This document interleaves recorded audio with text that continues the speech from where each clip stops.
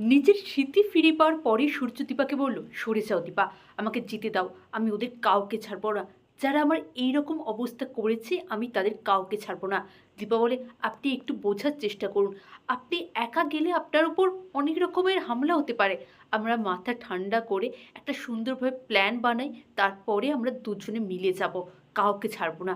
যারা আপনার এরকম অবস্থা করেছে তাদের কাউকে আমরা ছাড়বো না। হ্যাঁ বন্ধুরা, অনুরাগীর আগামী পর্বগুলিতে আপনারা ঠিক এমনটাই দেখবেন।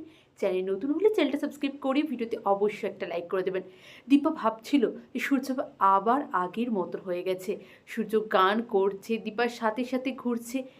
দীপা এক মুহূর্তের জন্যই এই বাস্তবটাকেই ভুলে গিয়েছিল যে এখন তার ডাক্তারবাবুর ঠিক কীরকম অবস্থা।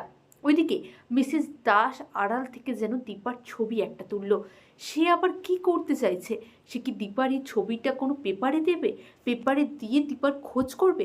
কারণ তার তো মনে হয়েছিল যে দীপার নাম উর্মিনা।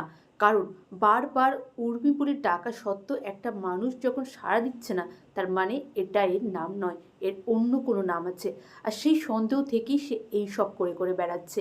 ওইদিকে পুলিশ স্টেশনে দীপা যে স্পষ্ট জানিয়ে দিল, আমি এখানে কাকে খুঁজতে এসেছি, আমার মেয়েদের বাবাকে, সেটা জানাতে আমি বাধ্য নয়। আর তাছাড়া আমি তাকে এখনো খুঁজে পাইনি, খুঁজে পেলে আপনাদেরকে নিশ্চয়ই জানাবো।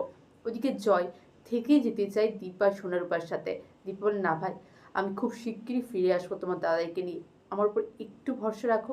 ওইদিকে সোনা রূপার যে মিসিং সেই ডায়েরিটা তো জয় আর কাকিয়া মিলেই করেছিল, তাই জয় এসে সেই কেসটা তুলে নিল পুলিশ স্টেশন থেকে। কিন্তু বন্ধুরা, সত্যি যদি সূর্যের সমস্তটা মনে না পড়ে, তাহলে দীপা জানতে পারবে কি করে সূর্যের কী এরকম অবস্থা করলো?